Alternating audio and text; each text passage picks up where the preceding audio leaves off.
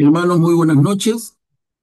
Vamos a dar inicio a nuestra reunión de hoy jueves, continuando la primera carta a los Corintios. Pero antes de comenzar, vamos a hacer una oración inicial que voy a proyectar en pantalla y va a estar a cargo de nuestro hermano Graciano. Adelante, Graciano. Hermanos, buenas noches. En el nombre del Padre, del Hijo y del Espíritu Santo. Bendito seas, Señor, porque quisiste que tu palabra viva y eterna se conservara por escrito en los libros sagrados del pueblo de Israel y de la iglesia primitiva. Nosotros los veneramos con espíritu filial, reconociendo en ellos tu voz, que sale a nuestro encuentro a fin de revelarnos tus misterios más íntimos. Gracias a tu palabra, permanentemente actual y de inagotable riqueza, te conocemos a ti, el único Dios verdadero. Que el Espíritu nos enseñe a interpretar correctamente tu palabra y que haga brotar de nuestro corazón el deseo de meditarla, abriendo nuestra alma para alabarte, darte gracias, implorarte, pedirte perdón. Amén. En el nombre del Padre, del Hijo y del Espíritu Santo. Gracias, Graciano. Muchas gracias y buenas noches nuevamente con todos. Entonces, luego de esta oración, empezamos o continuamos con el estudio de la primera carta de Pablo a los Corintios. El martes pasado nos quedamos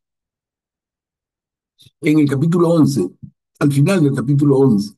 Entonces hoy día continuamos iniciando el capítulo 12. ¿De acuerdo? Estamos aquí. La carta tiene, si no recuerdo mal, 15 capítulos, o sea, estamos ya para concluirla. Pero veamos, diversos carismas, pero el mismo espíritu. ¿Quién puede leer?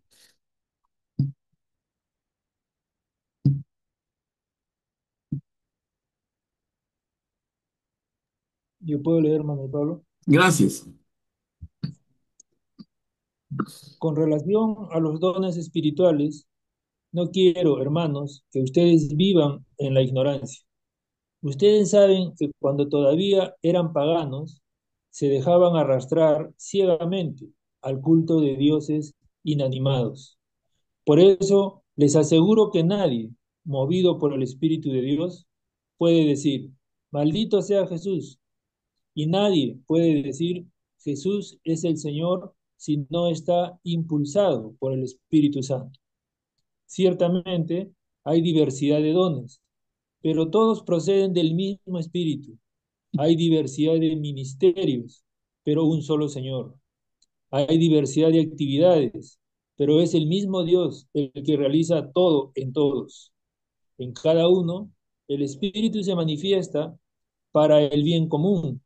El Espíritu da a uno la sabiduría para hablar, a otro la ciencia para enseñar, según el mismo Espíritu, a otro la fe, también el mismo Espíritu. A este se le da el don de curar, siempre en ese único Espíritu. A aquel el don de hacer milagros, a uno el don de profecía, a otro el don de juzgar sobre el valor de los dones del Espíritu, a este el don de lenguas, a aquel el don de interpretarlas. Pero en todo esto es el mismo y único Espíritu el que actúa, distribuyendo sus dones a cada uno en particular como Él quiere.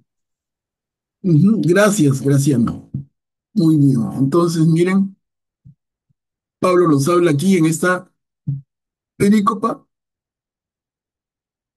de los diversos dones espirituales.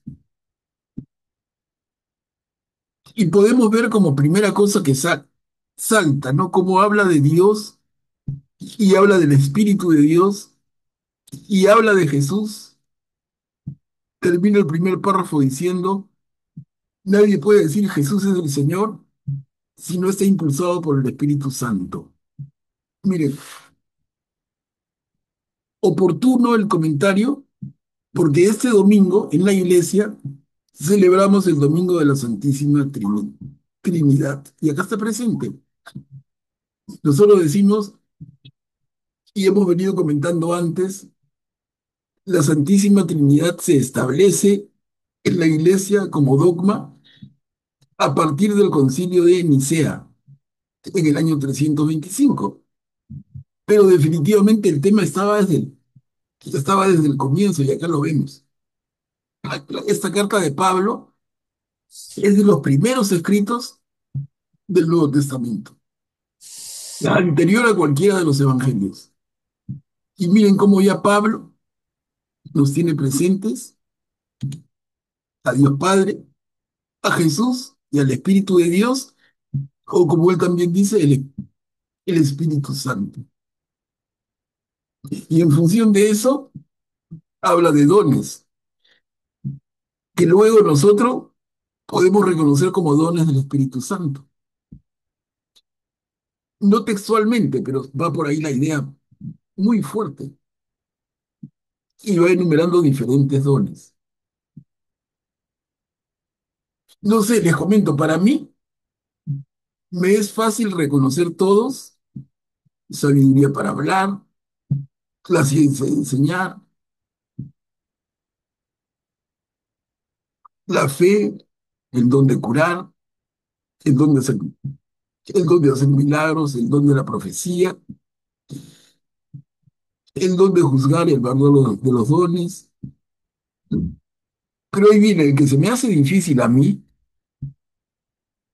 es el don de lenguas, ¿no? Yo lo leo, lo he leído toda mi vida, pero al menos, no sé si ustedes, yo no he tenido ninguna experiencia en ese sentido. Pero a ver, ¿qué quisieran comentar? Adelante, Juni.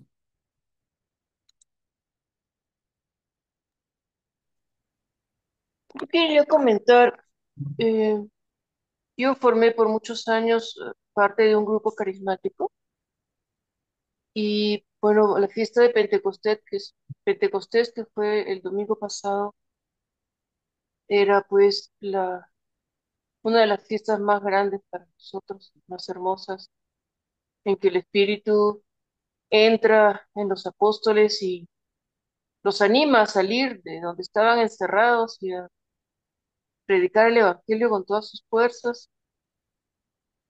Y como dice ahí, cada uno los escuchaba hablar en su propio idioma, que es uno de los dones del Espíritu Santo, pero a mí me apena cómo se ha perdido en en nuestras celebraciones de cada domingo, cada sábado en la tarde, esta fiesta del gozo del Espíritu Santo, como que simplemente se ha reducido al pregón, ¿no? Ven Espíritu Divino, manda tu luz desde el cielo, toda esa oración hermosa, pero que no se vive realmente el Espíritu Santo como tal. No veo yo que haya una invocación, que haya una imposición de manos, el bautismo del Espíritu Santo, el, la el- la alabanza, el gozo, o sea, no se vive el Espíritu Santo. Y hay mucha gente que probablemente ni siquiera tiene idea de lo que es recibir el Espíritu Santo en uno mismo y cómo se siente y cómo se siente uno y esa fuerza espiritual que brota de uno que te realmente es transformadora y santificadora, y por qué y en qué momento de la historia eso se perdió, que es realmente lo que le da vida. O sea, el Señor dice, de ustedes brotará agua viva, ¿no? Y esa agua viva se ha quedado en stand-by, porque mientras que uno no sabe cómo eh, invocar al espíritu, llenarse del espíritu, transmitirlo, para poder transmitir esa fuerza espiritual y esa agua viva a los demás en sus diferentes formas y dones, eh, es un don, el don que justamente generó y dio vida a la iglesia y engendró prácticamente a los apóstoles, a la iglesia de los apóstoles. se quedó en nada. En algún momento de la historia todo eso se perdió. Ya. Vale el comentario de Juliano, ¿no? Ahora, depende de las parroquias también, y de los carismas de cada parroquia, ¿no? Y de cada movimiento y de cada orden. Pero sí, es cierto lo que dice Juliana, es cierto, el Espíritu Santo que jugó un papel tan importante desde Pentecostés. Pero ahora lo vivimos, los católicos, lo vivimos con esa misma devoción, lo vivimos con esa misma intensidad. Es un tema, ¿no? Buen tema. Augusto, adelante. Eh, Creo que a veces se puede confundir también el, el carisma, el don del Espíritu Santo, que en cierta forma todos los recibimos por el medio del bautismo, pero que a veces está dormido en nosotros, ¿no? Porque tenemos que poner de nuestra parte, ¿no? Y con la forma como los católicos nos hemos mal acostumbrado a vivir la fe dentro de la liturgia, ¿no? Donde no prestamos atención a lo que se dice, ni vivimos la liturgia. La liturgia es tan bella, tiene tantas oraciones de la iglesia preciosas, tiene, bueno, los cantos, lamentablemente en estos últimos tiempos hay de todo, hay cantos bonitos y hay cantos no muy bonitos, pero en fin, eh, es ese entusiasmo que a veces está dormido, ¿no? Dentro de la mayoría de los católicos, ¿no? El Señor esté con vosotros en una, digamos, en una iglesia evangélica, todo el mundo dice, con vuestro espíritu, aquí, con vuestro espíritu. Y si lo dicen así, a veces la mayoría ni responde.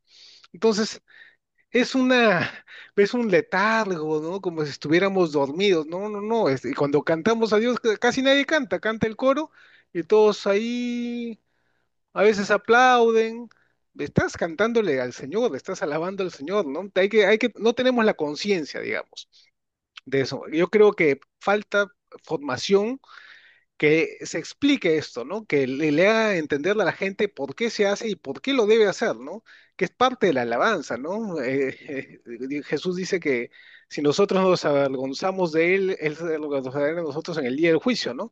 O sea, imagínate que te dé vergüenza cantar en misa, vergüenza es para lo malo, no para lo bueno, ¿no?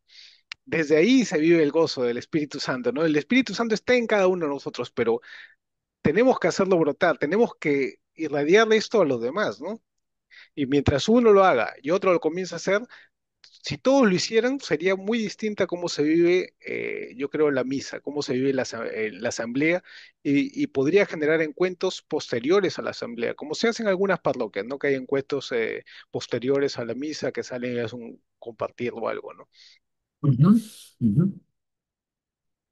Bien, Augusto, yo rescato la palabra conciencia, que tú dijiste, creo que nos falta conciencia de lo que celebramos en la misa y que de acuerdo con eso participemos mucho más activamente y mucho más, y más involucrados. Atilio, adelante. Manuel Pablo, una consulta, justamente sobre lo que estábamos hablando. Yo también he ido a otras parroquias, aparte de la mía, y veo que algunos, algunos párrocos que ya están, bueno, que están solos, son muy activos en promover lo que dice Augusto de capacitar, sensibilizar, entregar, pero hay otras que son más, no sé, veo menos energía. Y los grupos parroquiales se han convertido en prácticamente grupos sociales, ¿no? Que van, rezan un rato y después conversan y, por ejemplo, no asisten a los cursos de Biblia, a los cursos de espiritualidad. Veo que no asisten, ¿no? Entonces, eh, ¿qué diferencia hay entre la formación de un sacerdote, eh, ¿cómo se llama? De los seminarios que no son de orden, que no son de una orden? ¿Tiene la misma formación o diferente? Diocesano se llama. Diocesanos, perdón, gracias. No sé si alguien se anima a esa pregunta puntual de Atilio, ¿no? El sacerdote diocesano tiene una formación un tanto diferente del sacerdote religioso. ¿Quién tiene elemento para contestar? ¿Tú, Guillermo? Y gracias, Manuel Pablo. Yo lo que quisiera es comentar muy brevemente lo poco que sé, ¿no? La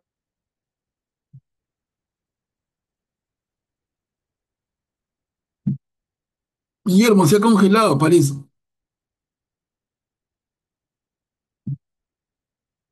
A ver, regresamos a Guillermo en un ratito. Estaba Rita con la manito levantada. Adelante, Rita. Pablo, en verdad que hay diferencias entre los carismas de los sacerdotes. Por ejemplo, yo pertenezco a la iglesia de San Antonio de Padua y son franciscanos. Yo cuando entré a la iglesia, porque iba a hacer una misa a las 8:30, me quedé sorprendida, porque había muy poca gente. Yo dije, ¿Pentecostés con tan poca gente? Pero dije, bueno, tiene que haber más gente. Seguramente estoy viniendo un poco temprano, pero era la hora.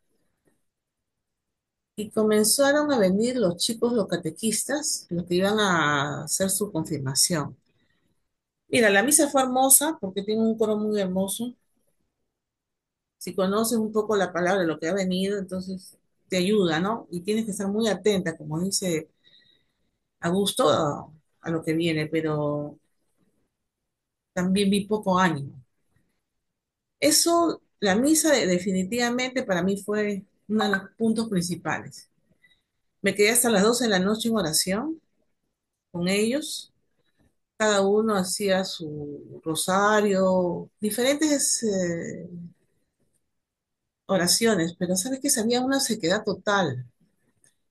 Pero mira, no me llenó del todo eso. Y unas amigas me llaman, me dicen, estamos en María Magdalena y queríamos ir por ti porque aquí hay una oración, va a ser a las 5 de la mañana la misa. Bueno, vamos, pues le digo. Me han recogido y nos hemos ido a María Magdalena. Mira, un gozo, unas oraciones, unos testimonios, las manos levantadas, cantos, pidiendo que venga el Espíritu Santo, alabando a Dios, agradeciendo. Fue algo muy hermoso, de verdad. Yo lo sentí, mía, sentí un gozo total, en verdad, en esa iglesia y una misa. Voy a decir que los agustinos, como siempre te digo, cualquiera de los que prediques son espectaculares, son fabulosos. Te hacen, o sea, se hacen entender, hablan con mucho gozo, con mucha certeza de que te animan. Y eso depende mucho de la parroquia, creo, del tipo de sacerdotes. No sé, porque el agustino, para mí, los padres agustinos son, en verdad, que son verdaderamente maravillosos. Pero hay una sequedad total en mi parroquia que me da mucha pena. Pero los chicos, como dice Atilio, este, hacen mucha vida social, se crecen porque tienen un cargo, son poco humildes, son un poco a veces soberbios, se pelean entre ellos. Eso es el problema que hay dentro de la iglesia.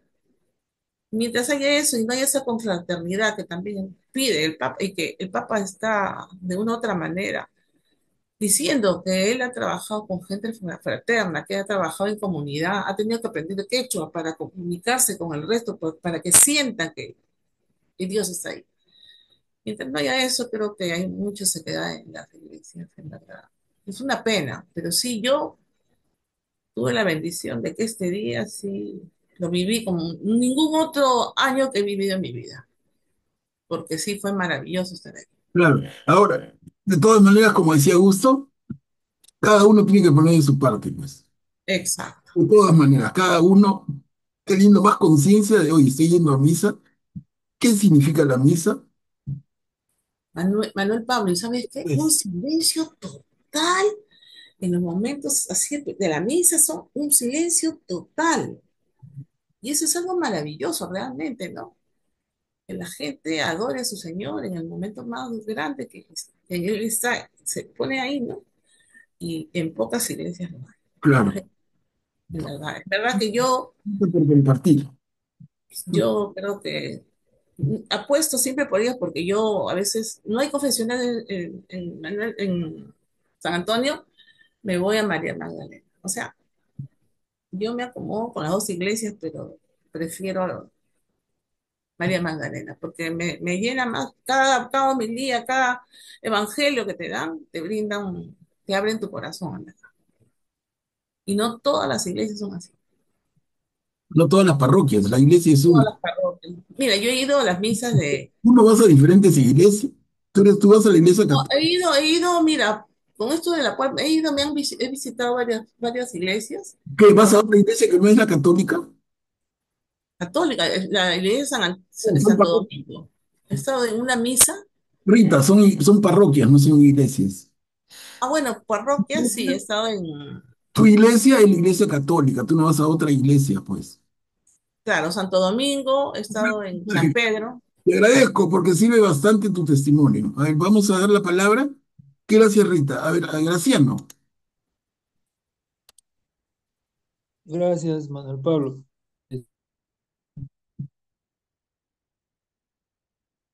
Graciano, activa tu micrófono, por favor. Disculpa. Ahora, Decía que me parece interesante que en este capítulo Dios reparte dones, ¿no? A cada uno le da un don en especial. Y me parece que es importante entender eso porque a veces nosotros pensamos que no podemos hacer lo mismo que hace el amigo, el hermano, la familia, ¿no? Pero no es que cada uno va a tener el dominio de muchas cosas, ¿no? Cada uno va a tener el dominio de un don que le da Dios, ¿no? Incluso recuerdo a San Francisco de Asís que mencionaba la hermana pobreza, ¿no? Para él, hasta la pobreza es un don recibido de Dios. Y en ese sentido, tenemos que administrarla, tenemos que sobrellevarla y no rechazarla, convivir con ella, ¿no? Y claro, mejorar cada vez, pero no pensar que eso es una maldición o un daño que nos quiere hacer Dios, ¿no? Es un don que nos está dando y él, por ejemplo, tenía esa capacidad de vivir en pobreza, ¿no? Era un don, él lo consideraba un don, ¿no? Le decía a la hermana pobreza, claro, para él el hermano lobo, el hermano burro, el hermano sol, todos eran hermanos, ¿no? Venidos de Dios, todos éramos creación de Dios, ¿no? Y aquí se ve cómo Dios reparte dones a cada persona, ¿no? Y nosotros tenemos que comprender, primero descubrir qué es lo que nos ha dado Dios y en eso desarrollarnos más, ¿no? No esperar hacer lo mismo, tener lo mismo que tienen los otros, ¿no? Gracias. claro, Graciano. Yo rescato esto último que has dicho. Cada uno tiene que reconocer su don y desarrollarlo. Porque yo estoy seguro, y solamente cada uno piense de los que estamos presentes, de los que vean este video, de los que conversamos, cada uno piense para sus adentros, ¿no? En silencio. Pero yo reconozco en mí algún don. Es una reflexión. Entonces lo que dice Graciano hace todo el sentido. A ver, no sé si Guillermo se pudo conectar. Ya no lo veo. Perdón, Manuel Pablo.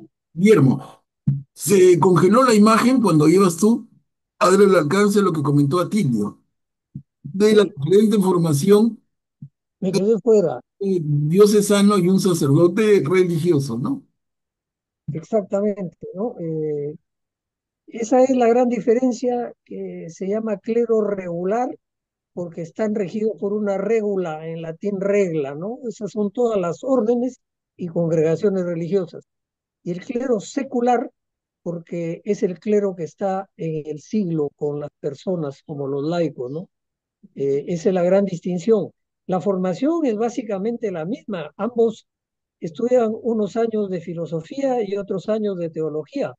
Cada orden o congregación religiosa tiene sus especificaciones que las diferencian, ¿no?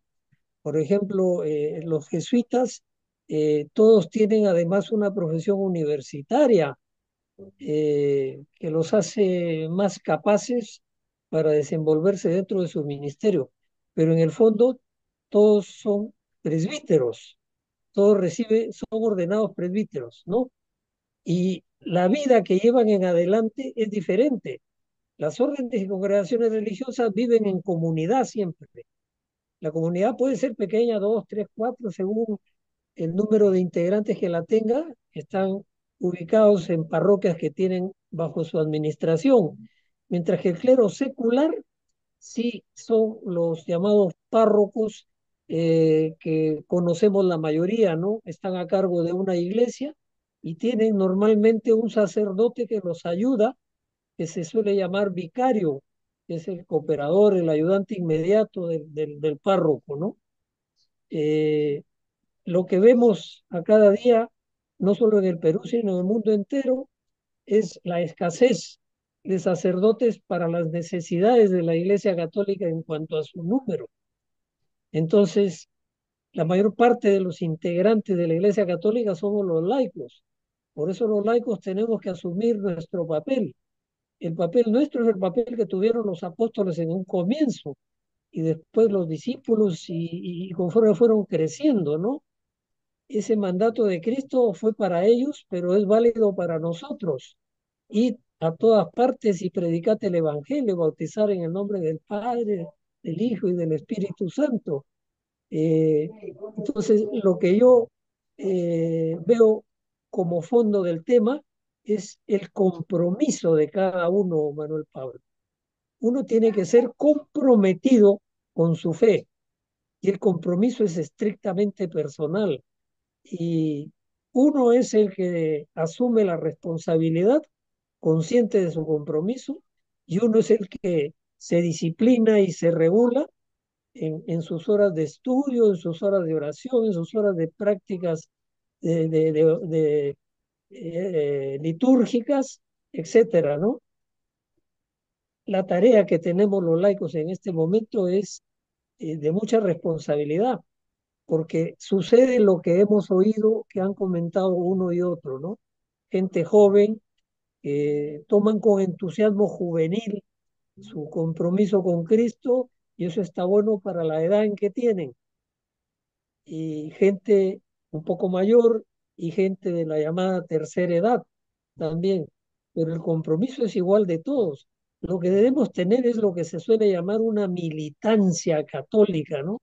O sea, somos bautizados, por lo tanto somos integrantes de la Iglesia Católica y se supone que debemos estar preparados. Si nosotros asistimos a este curso de Biblia, es porque queremos incrementar nuestra formación, definitivamente. Pero el compromiso es para todos. Y de ese compromiso y de lo que hagamos, por ejemplo, hoy día que se ha tratado de la diversidad de dones, el descubrir cada uno qué don es el que le ha regalado a uno el Espíritu Santo para incidir y trabajar en ese don, ¿no? Y al final vamos a tener que rendir cuentas de lo que hemos hecho o de lo que no hemos hecho, ¿no? La parábola del sembrador, qué clase de tierra somos en la que ha caído la palabra de Dios. Y bueno, cuántas cosas se pueden decir.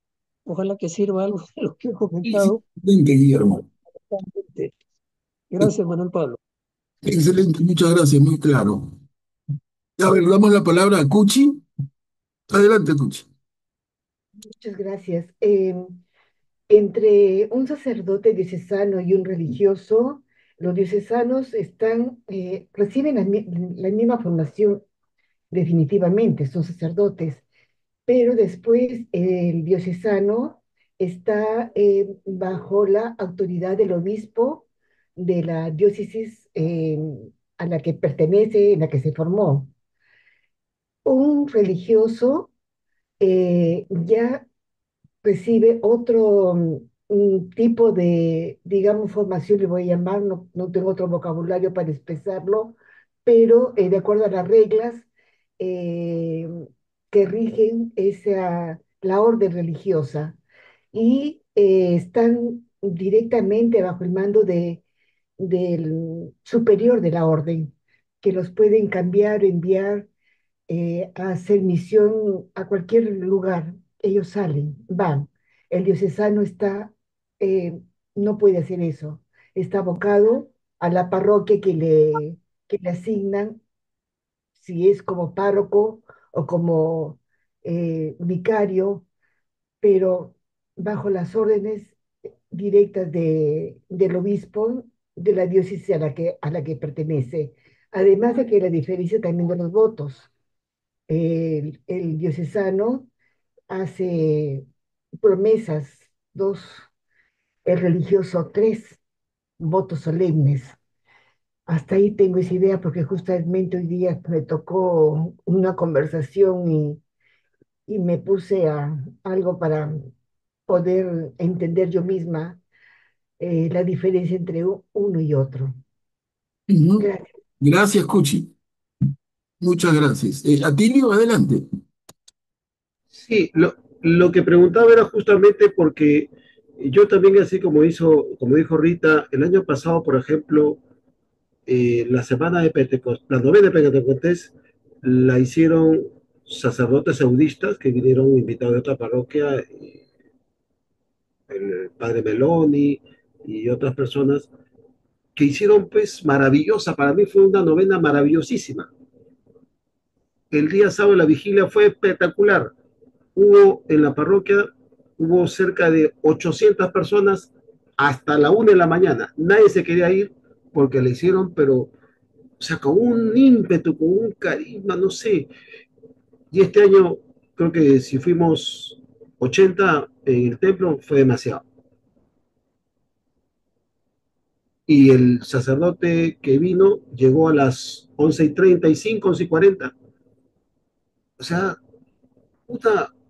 una sequedad, como dijo ahorita, una sequedad, ¿no? Entonces, por eso preguntaba, porque el, el domingo, como estoy en el EPAP de mi parroquia, el domingo asistí a un taller de capacitación de parte de un sacerdote, Juan Goicochea, a nombre de los obispados, para capacitar a los EPAPs, y le preguntamos, ¿cuál era el organigrama, cuál es el manual de organización y funciones de las parroquias?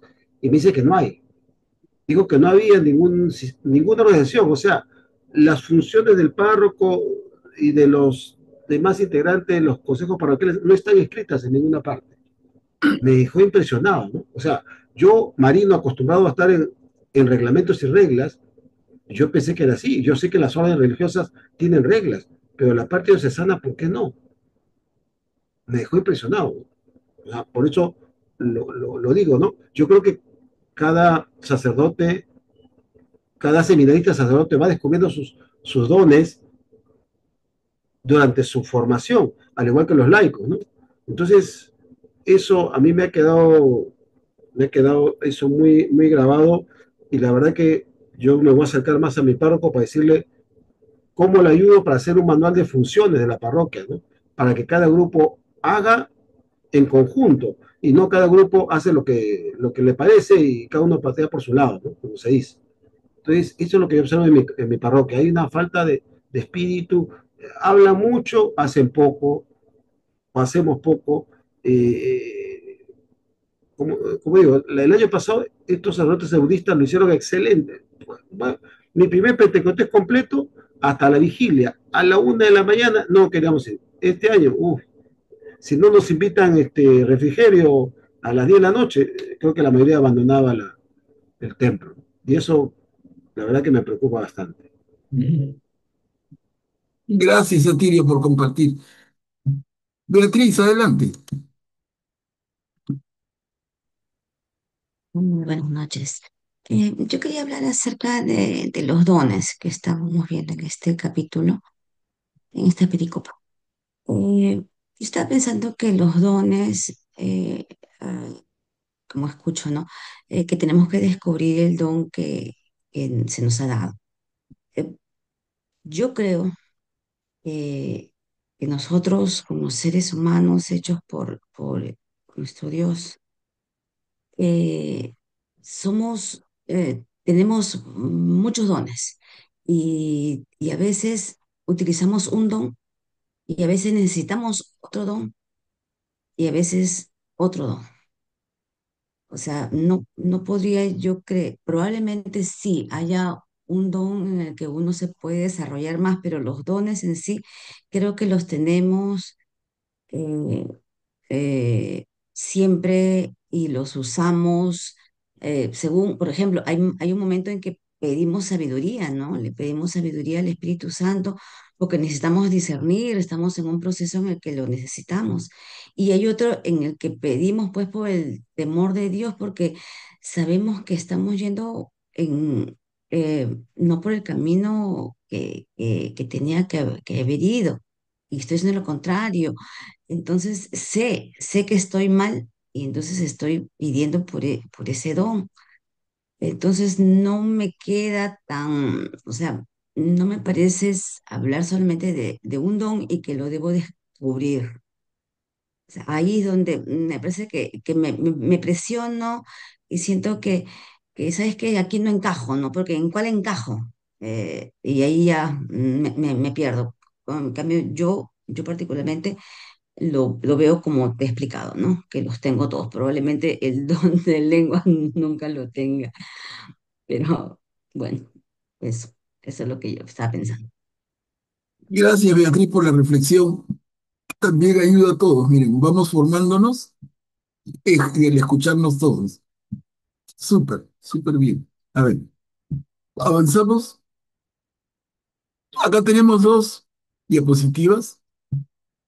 La perícopa es, ustedes son el cuerpo de Cristo. ¿Quién puede leer? ¿Puedo hacerlo yo, hermano? Adelante, Ceci, gracias. Gracias. Ustedes son el cuerpo de Cristo. Así como el cuerpo tiene muchos miembros y sin embargo es uno, y estos miembros, a pesar de ser muchos, no forman sino un solo cuerpo. Así también sucede con Cristo, porque todos hemos sido bautizados en un solo espíritu para formar un solo cuerpo, judíos y griegos, esclavos y hombres libres, y todos hemos bebido de un mismo espíritu. El cuerpo no se compone de un solo miembro, sino de muchos. Si el pie dijera, como no soy mano, no formo parte del cuerpo, ¿acaso por eso no seguiría siendo parte de él? Y si el oído dijera, ya no soy ojo, no formo parte del cuerpo, ¿acaso dejaría de ser parte de él? Si todo el cuerpo fuera ojo, ¿dónde estaría el oído? Y si todo fuera oído, ¿dónde estaría el olfato? Pero Dios ha dispuesto a cada uno de los miembros en el cuerpo según un plan establecido. Porque si todos fueran un solo miembro, ¿dónde estaría el cuerpo? De hecho, hay muchos miembros, pero el cuerpo es uno solo. El ojo no puede decir a la mano, no te necesito, ni a la cabeza, a los pies, no tengo necesidad de ustedes. Y terminamos, porfa, Ceci. Más aún, los miembros del cuerpo que consideramos más débiles también son necesarios, y los que consideramos menos decorosos son los que tratamos más decorosamente. Así, nuestros miembros menos dignos son tratados con mayor respeto, ya que los otros no necesitan ser tratados de esa manera. Pero Dios dispuso el cuerpo, dando mayor honor a los miembros que más lo necesitan, a fin de que no haya divisiones en el cuerpo, sino que todos los miembros sean mutuamente solidarios. Un miembro sufre, todos los demás sufren con él. Un miembro es enaltecido, todos los demás participan de su alegría. Muchas gracias, Ceci. No hay de qué. Qué linda perícopa, ¿no? Qué clarita. Somos miembros de un mismo cuerpo, que es el cuerpo de Cristo. Y cada uno necesita al otro. Nos complementamos. Ese concepto de complementariedad. Necesitamos el uno del otro. Si yo soy ojo, necesito del oído y del olfato. Si soy mano, necesito del pie y así sucesivamente. Todos nos necesitamos, pero acá nos advierte veladamente de un defecto y de un peligro, y es el de no trabajar en equipo. Miren, no se hablaba en esta época del apóstol Pablo, no se hablaba del trabajo en equipo, como se habla tanto ahora. Pero ¿qué significa si yo, siendo mano, trabajo solo? Yo siendo pie, trabajo solo. Yo siendo oído, trabajo solo. No, es que el éxito va a estar en el equipo que conformemos. Y el equipo es solidario. El equipo es autodisciplinado. Tiene una meta común que comparte. En el equipo hay mucho diálogo. En el equipo nos toleramos uno al otro y nos sabemos perdonar.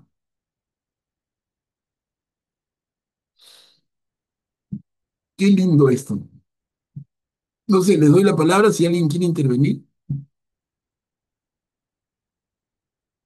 Yo he traído al a la carta de Pablo un concepto, ¿no? Pero creo que está flotando. Y es el de trabajo en equipo, un tema tan moderno, pero a la vez tan, tan de todos los tiempos. Sí, Betty, adelante. Manuel, también estaba pensando con respecto a esta perícopa y que se relaciona también con la anterior con respecto a lo que decía que en las parroquias no había no trabajaban con un mismo fin y no hubo una buena coordinación y bueno, bastantes quejas que todos tenemos porque bueno, somos todos diversos, ¿no?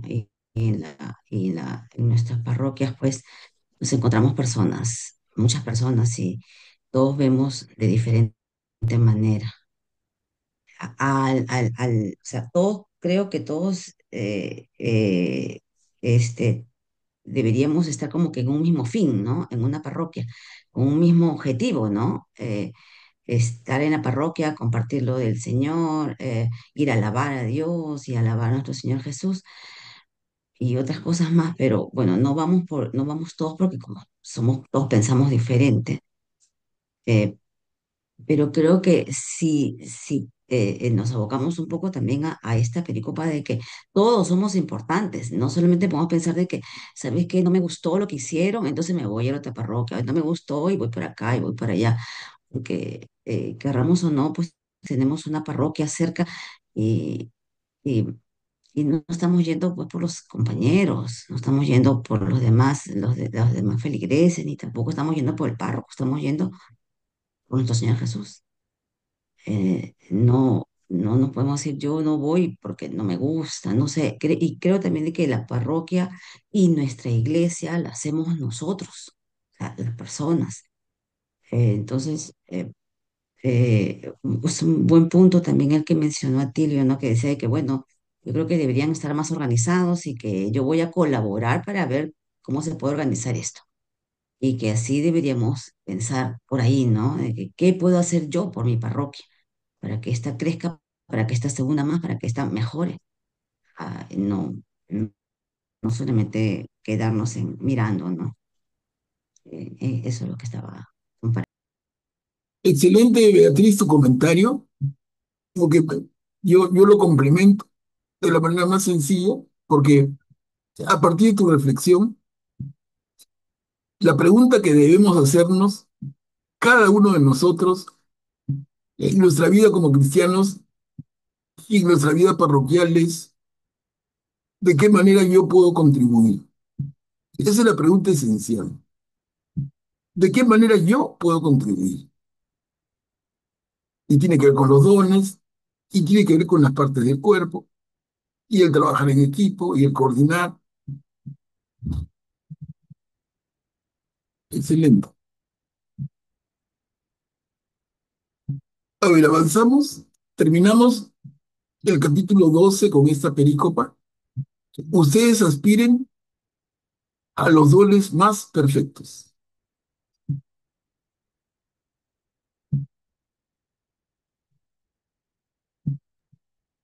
Yo leo, ustedes aspiren a los dones más perfectos. Ustedes son el cuerpo de Cristo y cada uno en particular, miembros de ese cuerpo. En la iglesia Hay algunos que han sido establecidos por Dios, en primer lugar, como apóstoles, en segundo lugar, como profetas, en tercer lugar, como doctores.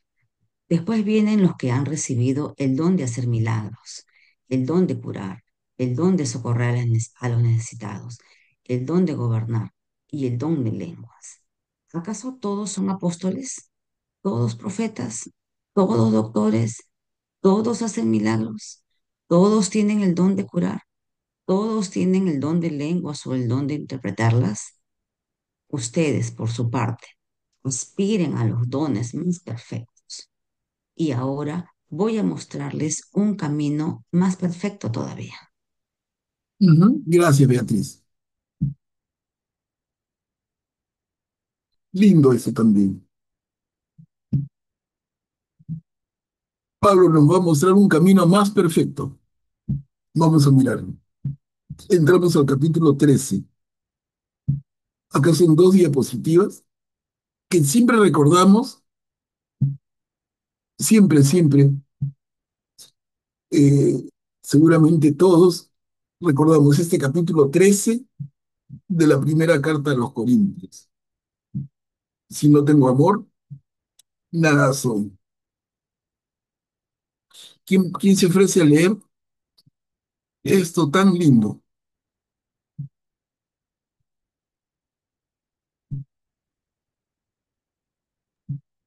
Yo puedo leer, Manuel Pablo. Gracias, adelante, Graciano. Aunque yo hablara todas las lenguas de los hombres y de los ángeles, si no tengo amor, soy como una campana que resuena o un platillo que retiñe. Aunque tuviera el don de la profecía y conociera todos los misterios y toda la ciencia, aunque tuviera toda la fe, una fe capaz de trasladar montañas, si no tengo amor, no soy nada. Aunque repartiera todos mis bienes para alimentar a los pobres y entregara mi cuerpo a las llamas, si no tengo amor, no me sirve para nada.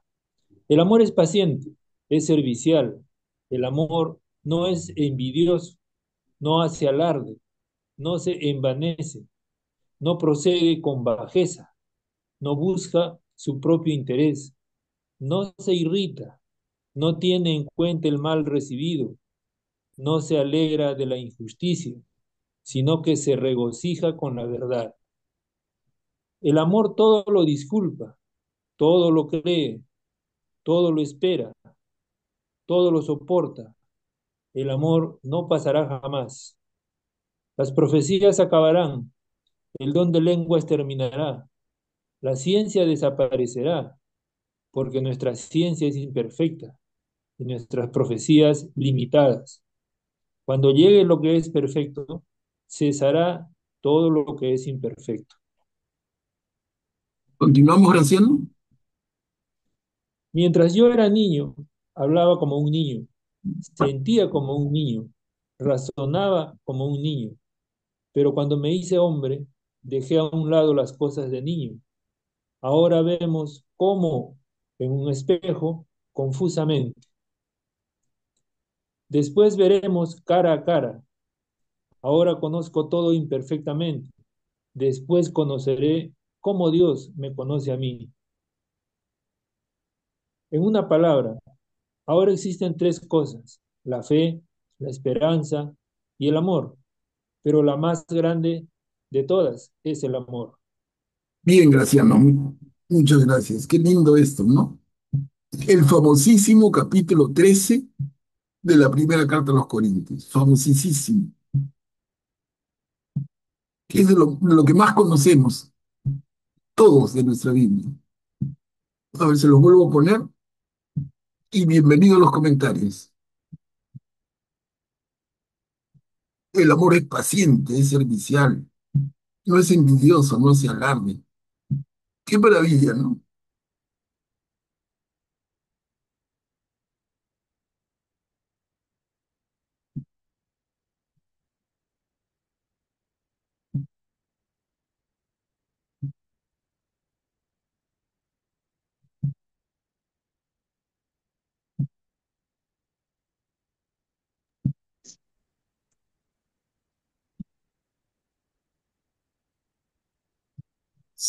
Sí, Ceci, adelante. Gracias. Con respecto a esta pericopa tan bonita, en realidad es muy linda, creo que encierra todo, porque entendiendo el verdadero contexto, el significado de la palabra amor, eh, creo que es algo que, que abraza, ¿no? Que abraza toda nuestra existencia en realidad, ¿no? Porque alguna vez me acuerdo, mi hija me dijo, el día que te presentes delante del Señor, pues Él no te va a preguntar am, que si diste, no sé, la limosna en la misa del domingo o si te portaste bien o te portaste mal, simplemente va a cuestionar cuánto has amado, ¿no? Porque por amor uno pues renuncia, ¿no es cierto? Y, y es capaz de hacer cosas muy bonitas, maravillosas. Justamente eh, por lo mismo que estamos movidos por ese amor, es que a veces no nos ponemos límites, ¿no?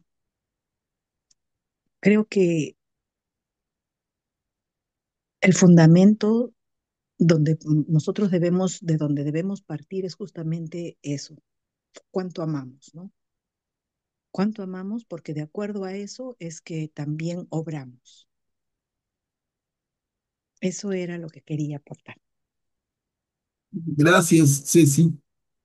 Y yo tomo esto, ¿no? Porque realmente Ceci nos hace pensar, de acuerdo a algo que hemos hablado antes, en la diferencia entre amar y estar enamorado. Y aquí se trata de amar con conciencia, con voluntad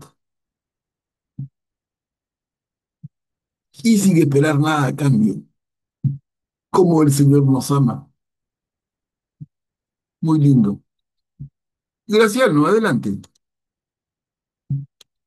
Gracias, Manuel Pablo. Y la pregunta que yo me hago es, ¿cómo hago para cumplir todo esto? ¿No? O sea, el amor no se irrita, no busca su propio interés. Y me parece que no es fácil, ¿no? Para cualquiera de nosotros no irritarnos, por ejemplo, cuando vemos una injusticia o cuando alguien nos quiere hacer algún daño o proceder mal. No se alegra la injusticia, claro, hay algunas cosas que, bueno, nosotros las podemos, digamos, como que cumplir, ¿no? Pero hay otras cosas que son más difíciles, ¿no? Para un mortal común como nosotros, ¿no?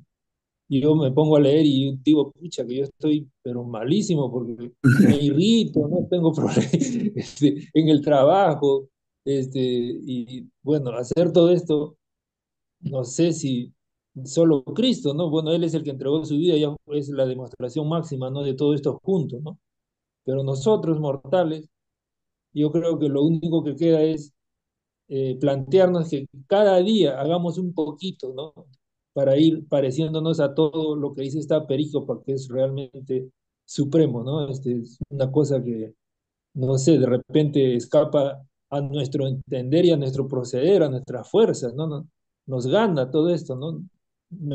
Yo por lo menos me considero un poco débil para todo esto, ¿no? Gracias. Graciano, sí, gracias por compartir ese sentir, pero realmente es de todos. Yo creo que todos hablaríamos de la misma manera. Todos estamos en camino, en proceso. Ese es el proceso de conversión finalmente, que por eso lo llamamos proceso, porque estamos en ese caminar, pero no hemos llegado al final de ninguna manera. Y todos los días adicionales que a partir de hoy nos dé el Señor serán una oportunidad de mejorar. Cada día podemos ser mejores. Cada día podemos crecer en el amor. Cada día podemos ser mejores cristianos y no contentarnos con lo que ya somos. Qué bien lo que somos, pero avancemos más. Avancemos cada día que el Señor nos regale de vida, hagamos el esfuerzo de ser mejores personas. Ceci, adelante. Disculpe, justo con respecto a lo que hablaba el hermano Graciano, ¿no? Que cómo hacer que uno pueda cumplir todo lo que estamos leyendo en este momento, ¿no? Y vuelvo a citar a mi hija, porque de ella he aprendido bastante. Este, siempre me decía, no reacciones por impulso. Antes de hablar, piensa, porque a veces yo soy bien, impulsiva y a veces no mido las consecuencias, ¿no? Y digo las cosas como suenan, sin adornos ni nada de esas cosas, ¿no? Bueno, antes era peor, ahora he mejorado, realmente. Entonces, mi hija me decía, antes de hablar, piensa cómo, qué haría Jesús en tu lugar en un momento como ese. Detente un segundo a pensar eso, me decía. ¿Qué haría el Señor en una situación como esa?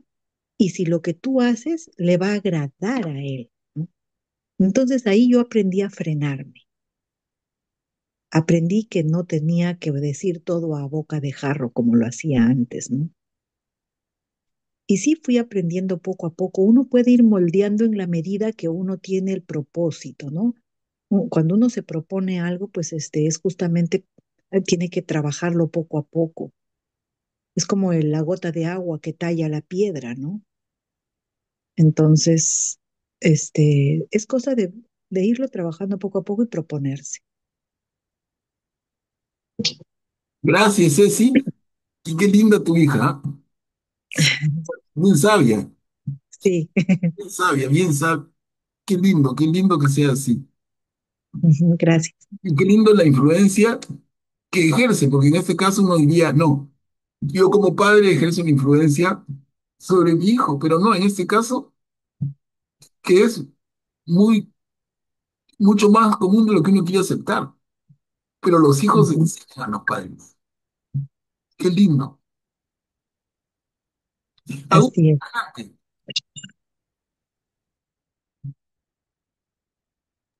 Sí, sobre la segunda parte de esta película, quería comentar algo que mencionaba el padre Pío, que en esta vida nosotros vemos la manta al revés, vemos los nudos de atrás, no comprendemos el dibujo, y ya será en la vida eterna cuando veamos la manta completa, ¿no? Por adelante, aunque en esta vida no la vamos a comprender del todo porque es algo inaccesible, ¿no? Es algo parecido a lo que dice Dios, a lo que dice aquí San Pablo, ¿no? Que vemos como vemos una imagen distorsionada en el espejo, ¿no? Y después veremos cara a cara, ¿no? Sí, Augusto, y esto también nos hace recordar a un filósofo clásico griego, el famosísimo Platón, que vivió siglos antes de Jesús y de Pablo. Y Platón, uno de sus escritos más famosos, es el que tiene que ver con el mito de la caverna, ¿no? Y habla un poco de que la realidad para nosotros es los reflejos de sombras en un espejo, pero que la realidad misma no la conocemos hasta que lleguemos a la luz. O sea, Pablo no conoció a Jesús, perdón, Platón no conoció a Jesús ni a Pablo, vivió mucho antes, pero miren, ideas muy claras. Habla de oscuridad, sombras, espejo, y eso se va a disipar cuando alcancemos la luz al final de la cueva. Si traemos eso en términos cristianos, encaja perfectamente también.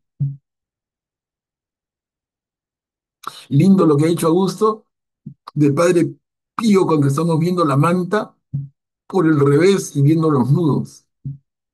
Y no estamos en condiciones todavía de darle vuelta y ver todo su diseño y todo su arte. Y eso lo veremos en el momento de la vida eterna. Lindo ejemplo también. ¿Y cómo termina, no?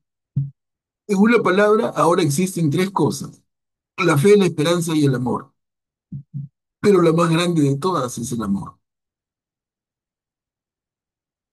¿Y cómo calza esto, hermanos?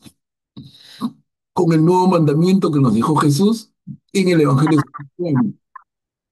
Luego recuerdan el capítulo en que Juan habla de el amor y nos dice un mandamiento nuevo les dejo, que se amen los unos a los otros como yo los he amado. ¿Cómo se da la mano esto con Juan? En su Evangelio que es escrito fácil, fácil, 50 años después. Tremendo. Guillermo, adelante, por favor. Manuel Pablo, el último párrafo que es solamente línea y media, donde dice pues claramente que existen tres cosas, solamente la fe, esperanza y el amor, ¿no? Y la más grande de todas es el amor. ¿Por qué?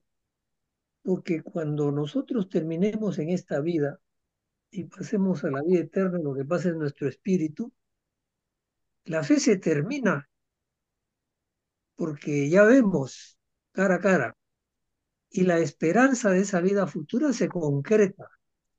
Por eso dejan de existir la fe y la esperanza.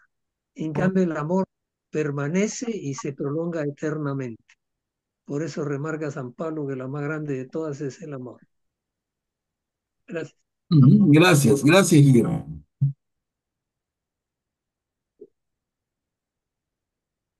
Cuchi, adelante. Muchas gracias. Yo me he quedado solo con la frase con que se inicia esta pericopa. Si no tengo amor, nada soy. Lo dice todo, absolutamente todo. En lo referente a mi persona, el haber experimentado el amor de Dios en mi vida de una manera tan especial, tan única, que me cambió, que me cambió para siempre. Y claro que sigo en ese proceso, aún sigo gateando con mis debilidades, con mis fallas, pero para adelante, porque me sostiene ese amor de Dios. Y solo se puede hablar, y creo que todos lo hemos experimentado de una manera o de otra, o si no, no estaríamos tan sedientos de querer aprender y beber de la vida, de las enseñanzas de nuestro Señor Jesús y querer seguirle con todas sus contrariedades que encontremos, los obstáculos, tribulaciones, con todas las pruebas, con todo lo que se nos presenta en el camino, queremos seguirle, queremos avanzar. Nada ni nadie nos puede separar ya del amor de Dios una vez que le hemos conocido. Solo quería compartir eso. Gracias. Gracias, gracias, Cuchi. Muy lindas las palabras, la reflexión. Y entonces, todos de acuerdo con Cuchi, y hermanos, invoquemos al Espíritu Santo, el Espíritu Santo que nos infunda este, este corazón encendido, este sentir a Dios en nuestra vida, sentirlo de verdad. Y en cada Eucaristía, en cada misa, pero también en cada día. En cada día, mañana, tarde y noche que nos toca la dicha de vivir. Sintamos ese amor y demos ese amor. Y creo que el Espíritu Santo, del que estamos hablando esta noche, nos puede ayudar muchísimo si es que lo sabemos invocar de corazón. A ver, entramos al capítulo 14. Acá tenemos tres diapositivas sobre esta película. Anhelen los dones espirituales.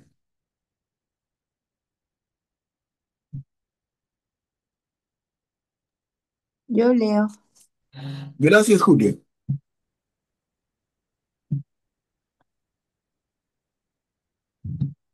perdón. Procuren alcanzar ese amor y aspiren también a los dones espirituales, sobre todo al de la profecía, porque aquel que habla un lenguaje incomprensible no se dirige a los hombres, sino a Dios, y nadie le entiende. Dice en éxtasis cosas misteriosas. En cambio, el que profetiza habla a los hombres para edificarlos, exhortarlos y reconfortarlos. El que habla un lenguaje incomprensible se edifica a sí mismo, pero el que profetiza edifica a la comunidad. Mi deseo es que todos ustedes tengan el don de lenguas, pero prefiero que profeticen, porque el que profetiza aventaja al que habla un lenguaje incomprensible, a no ser que este último también interprete ese lenguaje para edificación de la comunidad. Supongamos, hermanos, que yo fuera a verlos y les hablara de esa forma. ¿De qué les serviría si mi palabra no les aportara ni revelación, ni ciencia, ni profecía, ni enseñanza? Sucedería lo mismo que con los instrumentos de música, por ejemplo, la flauta o la cítara. Si las notas no suenan distintamente, nadie reconoce lo que se está ejecutando. Y si la trompeta emite un sonido confuso, ¿quién se lanzará al combate? Clarito.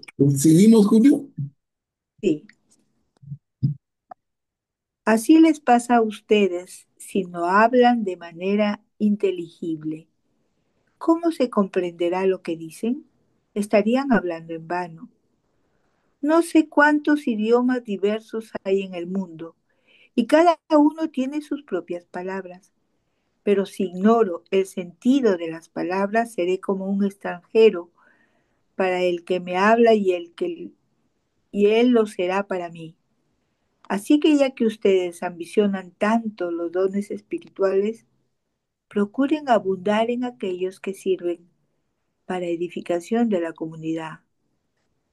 Por esta razón, el que habla un lenguaje incomprensible debe orar pidiendo el don de interpretarlo. Qué lindo.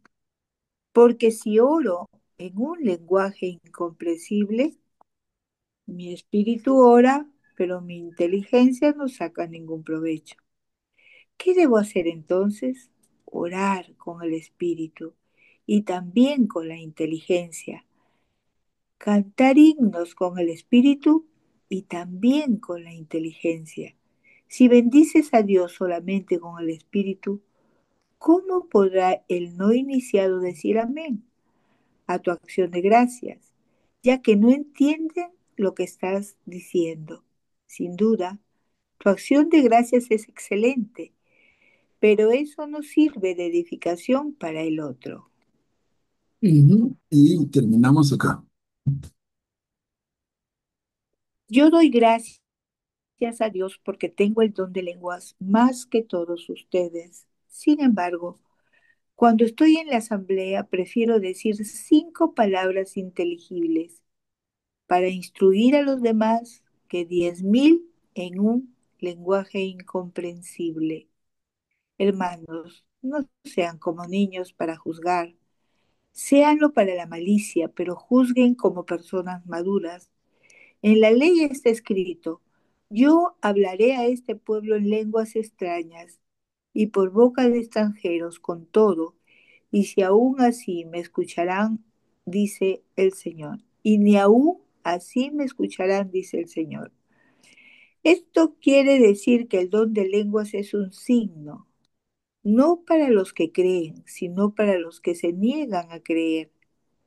La profecía, en cambio, es para los que tienen fe. Por otra parte, si al reunirse la asamblea todos se ponen a hablar en un lenguaje incomprensible y entran algunos que no están iniciados o no son creyentes, seguramente pensarán que ustedes están locos. En cambio, si todos profetizan y entra alguno de esos hombres, todos podrán convencerlo y examinarlo. Así quedarán manifiestos los secretos de su corazón. Y él, cayendo de rodillas, adorará a Dios y proclamará que Dios está realmente entre ustedes. Ujú. Muchas gracias, Julia, muy clarito, Mm, ¿no? Tiene una película larga, 3 diapositivas. Básicamente se ha concentrado en, en el don de lenguas. Básicamente le da vueltas y vueltas al tema. Y yo resumiría el tema, obviamente les doy la palabra, pero miren, en el primer párrafo de esta tercera diapositiva que tenemos al frente, el primer párrafo, segunda línea, dice, en la asamblea prefiero decir 5 palabras inteligibles para instruir a los demás que 10.000 en un lenguaje incomprensible.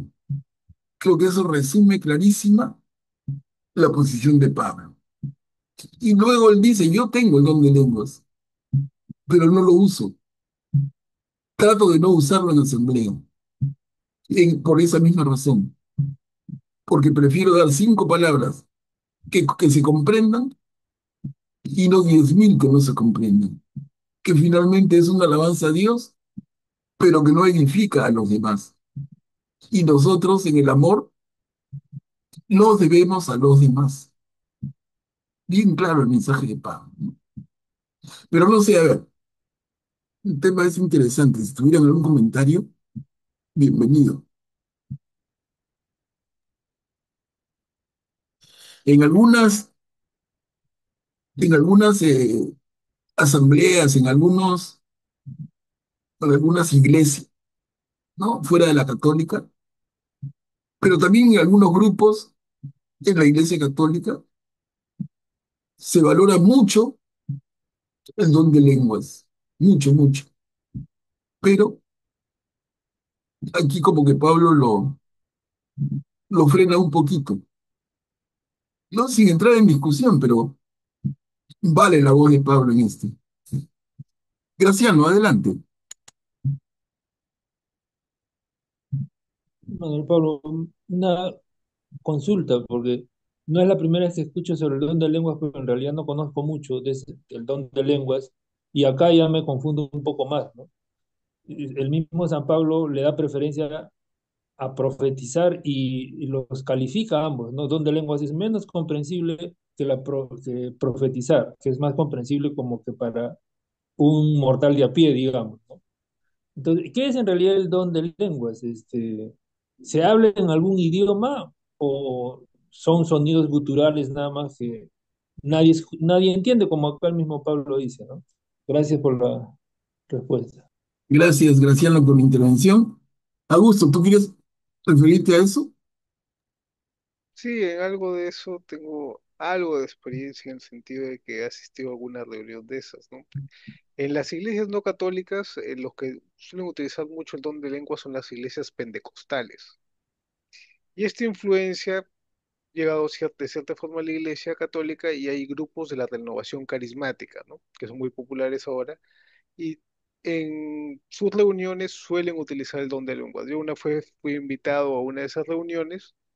Yo no soy de grupos, ¿no? No me gusta estar en un grupo específico, pero bueno, asistí como me invitaron, ya asistí para estar con ellos, cantaban, ¿no? Leían la palabra.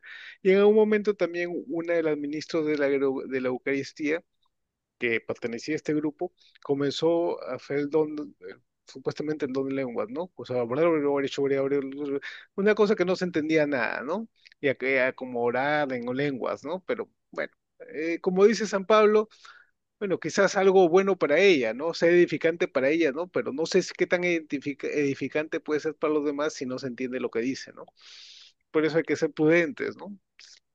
Si alguien tiene ese don o si alguien quiere tener ese don y trata de expresarlo de esa forma, quizás hay momentos para hacerlo, ¿no? Yo también opino de ese mismo modo. Y bueno, en relación a esto de los grupos que se crean en la iglesia, ¿no? El movimiento carismático, Juan 23, movimiento de no sé qué, el movimiento de no sé cuántos. Bueno, al final todos somos católicos, ¿no? Y a veces Y yo estoy de acuerdo con esos grupos siempre y cuando trabajen en conjunto, ¿no? Hay que siempre buscar la unidad dentro de la iglesia, ¿no? Todos tenemos que, no cada grupo por su ladito, sino tiene que haber una unidad y saber que todos somos católicos, ¿no? Debemos trabajar para un mismo objetivo, ¿no? Y no estar separándose un grupito por acá y otro grupito por acá, es algo que no me gusta, por eso yo no, casi no, yo me alejo de pertenecer a los grupos porque no, parece que va en contra a veces de la misma unidad. Ujú. Gracias, Augusto, por el comentario. Julia, adelante. Buenas noches. Bueno, referente al don de lenguas, de verdad que yo he estado cerca de 18 años en el cursillo de cristiandad y he participado con bastante frecuencia, ¿no? Y sí, efectivamente, hay un momento en que clamas al Espíritu Santo el don de lenguas, ¿no? Y yo he podido comprobar con muchos hermanos que efectivamente lo que ellos decían y hablaban lo podíamos comprobar después. Es un momento especial, yo diría como una delicia el amor de Dios poder hablar en lenguas, ¿no? Yo en algún momento lo practiqué, pero pensé que no era ese mi don, ¿no? Pero en el momento de alabanza, adoración, es maravilloso lo que se vive en ese momento y lo que el Señor te dice, porque te habla en comunidad. Yo realmente no podría decir nada que no me complazca de esa alabanza, adoración a nuestro Dios. Grande, muy grande. Eso quería comentarles. Claro, gracias, Julia, pero yo vuelvo a lo que leímos en el primer párrafo de la diapositiva que tenemos al frente, segunda línea. Dice, cuando estoy en asamblea, dice Pablo, nada menos que Pablo, cuando estoy en asamblea prefiero decir 5 palabras inteligibles que 10.000 en un lenguaje incomprensible, para tener en cuenta, de todas maneras. Pero interesante todo lo que están diciendo y escuchamos. Aquilio, adelante. Sí, me parece interesante y creo que se me queda también esta idea, aparte de la que tú has mencionado, dice, el que profetiza habla a los hombres para edificarlos, exhortarlos y reconfortarlos. El que profetiza edifica a la comunidad. Yo creo que esa es una de las tareas que tenemos, ¿no? Los que podemos poco a poco aprender un poco más y más a conocer a Dios por la palabra, pues tenemos que hacer eso. O sea, saber llegar si tenemos ese don de hablar, de explicar, de hacerse entender, ¿no? Porque yo puedo ser un sabio en matemáticas y un pésimo maestro, porque no sé cómo enseñar. Entonces, yo creo que este es parte del mensaje, ¿no? Eh, Prepararnos para llegar a quien no comprende, que no entiende, ¿no? Al menos creo yo entender eso. Bien, gracias, Aquilio. A ver, hermanos, miren, hagamos un poquito de esfuerzo porque hemos empezado tarde para terminar el capítulo 14, ¿les parece? Lo terminamos con esta perícopa que está en 2 diapositivas, que todo sea para edificación. Terminamos esto de manera que el próximo martes empezamos en el capítulo 15 y luego inmediatamente hilvanamos con la segunda carta a los Corintios. Entonces, ¿quién puede leer esto?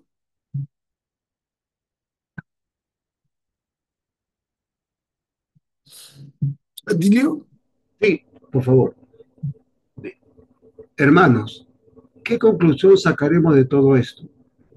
Cuando se reúnen, uno puede cantar salmos, otro enseñar, o transmitir una revelación, o pronunciar un discurso en un lenguaje incomprensible, o dar la interpretación de esto. que todo sirva para la edificación común. Se tiene el don de lenguas, que hablen dos, o a lo sumo tres, y por turno, y que alguien interprete. Si no hay intérprete, que se callen y que cada uno hable consigo mismo y con Dios. Con respecto a los profetas, que hablen dos o tres, y que los demás juzguen lo que ellos dicen. Si algún otro asistente recibe una revelación, que se calle el que está hablando, así todos tendrán oportunidad de profetizar, uno por uno, para que todos sean instruidos y animados.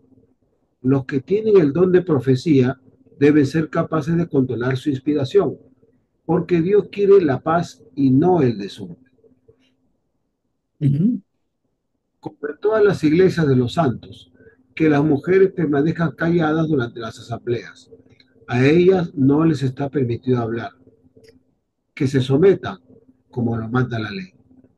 Si necesitan alguna aclaración, que le pregunten al marido en su casa, porque no está bien que la mujer hable en las asambleas. ¿Acaso la palabra de Dios ha salido de ustedes o ustedes son los únicos que la han recibido? Si alguien se tiene por profeta o se cree inspirado por el Espíritu, reconozcan esto que les escribo un mandato del Señor. Y si alguien no lo reconoce como tal, es porque Dios no lo ha reconocido a él. En conclusión, hermanos, aspiren al don de la profecía y no impidan que se hable en un lenguaje incomprensible, pero todo debe hacerse con decoro y ordenadamente. Ujú. Gracias a ti, Leo. Clarísimo, Pablo, ¿no? Clarísimo en su... Bueno, y aquí nos quedamos porque, mire, para ver 15 es largo. El capítulo 15 lo hacemos la siguiente semana, el día martes, y lo empatamos con la segunda carta a los Corintios. Lo voy a preparar de manera que sea un continuo, para no tener que interrumpir, ¿ya? Porque es largo. Entonces, hermanos, aquí nos quedamos. ¿Algún comentario final? Lo que hemos leído muy lindo, ¿no? Hemos leído el capítulo 12, el capítulo 13 y el capítulo 14. El capítulo 13 especialmente concentrado en el tema del amor. En el capítulo 14 hemos visto el tema, el énfasis en el don de lenguas, pero en general la carta y este final están siendo muy hermosos. Graciano, adelante. Manuel Pablo, la verdad que no me deja de llamar la atención lo que dice en la última perícopa, ¿no? De las mujeres que no deben hablar en las asambleas y que le pregunten al esposo en la casa, ¿no? Yo Sí, supongo que Pablo está siendo bien conservador con las costumbres que habían en esa época, ¿no? A pesar de que en otros temas él ha sido revolucionario, en este tema de la participación de la mujer, él está simplemente respetando las costumbres que habían en esa época, que obviamente a estas alturas de nuestra vida ya no podrían aceptarse, ¿no? es perfecta tu intervención, Graciano. Eso que habla Pablo hoy no tiene espacio, lo sacan a patadas, ¿no? Con todo el respeto. Pero en ese momento es la cultura dominante, pero absoluta. Es la manera de ver y entender. Hay que comprender a Pablo en su momento, en el momento que le toca vivir. Bueno, hermanos, muchísimas gracias por su atención, por su perseverancia, por su compromiso, y que estas reuniones nos hagan, como dijimos, en algún momento del diálogo, que nos haga más conscientes de lo que significa vivir nuestra fe y el compromiso con la iglesia. Bueno, ¿alguien que pudiera hacer la oración final para terminar?